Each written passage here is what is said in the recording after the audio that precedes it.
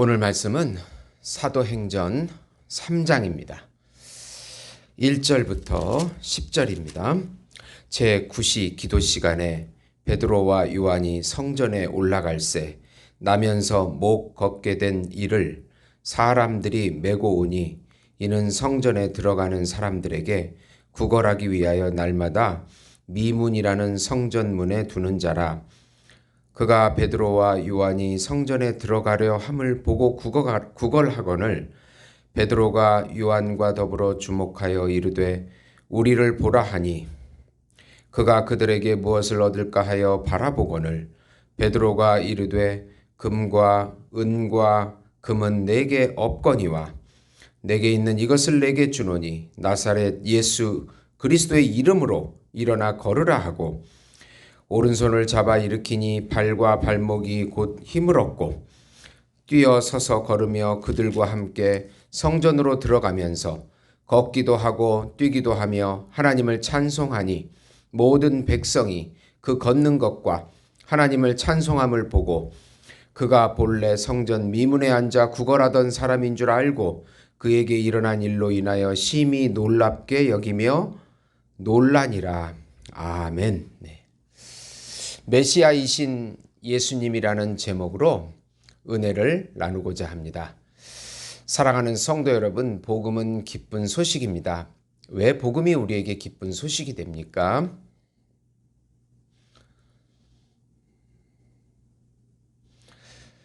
하나님께서 정하신 한 분, 하나님께서 준비하신 한 분, 하나님께서 보내신 한 분, 그분은 하나님이시고 하나님의 아들이시며 우주적인 왕이시고 우주적인 메시아이시고 우주적인 중보자이시고 우주적인 어린 양이시고 우주적인 참 인간이신 예수님께서 이 땅에 성육신 하셔서 하나님 나라의 왕으로 구세주로 우리 마음 안에 들어오셔서 통치해 주신다는 소식이기 때문에 바로 복음인 것입니다.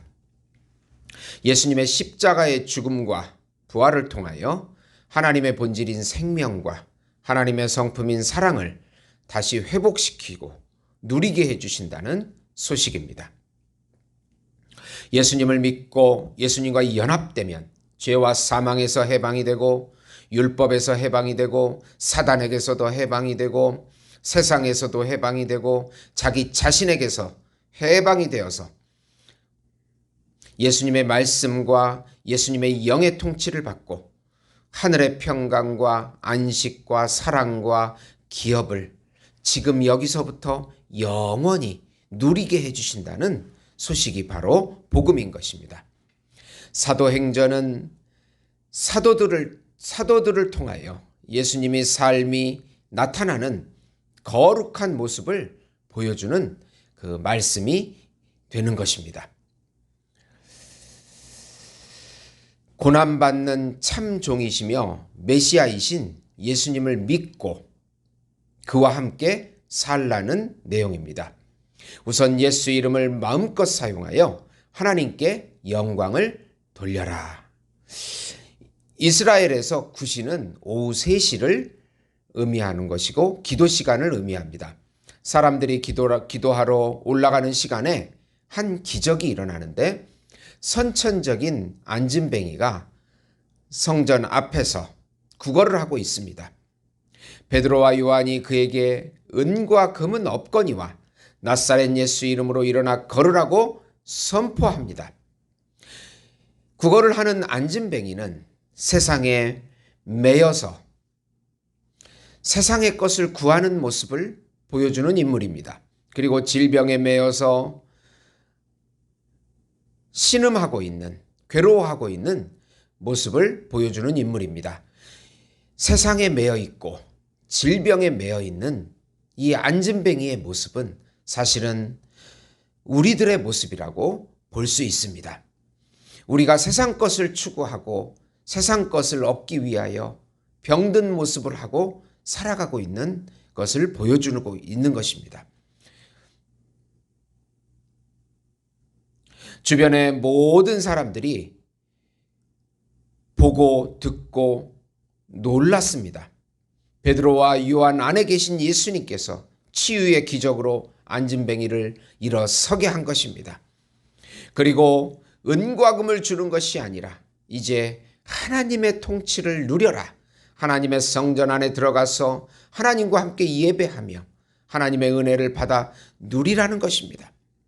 오른손을 잡아 일으키니 발과 발목에 힘을 얻습니다. 그리고 걷고 뛰면서 성전에 같이 들어가 하나님을 찬송합니다. 주변의 모든 사람들은 이 안진뱅이를 이미 알고 있어 심히 놀라게 됩니다. 예수와 연합된 우리는 예수 이름으로 신유의 능력을 행할 수 있습니다. 우리 안에 계신 예수님께서 기적을 일으켜 주시기 때문입니다. 사실 그렇게 놀랄 일도 아닙니다. 예수 이름을 마음껏 사용하시면 놀라운 기적과 체험을 맛보시고 또 그 이름에 영광을 올려드리시면 되는 것입니다. 두 번째로 구약의 선지자들이 예언한 메시아 예수님을 믿고 회개하여 죄사함을 받으라.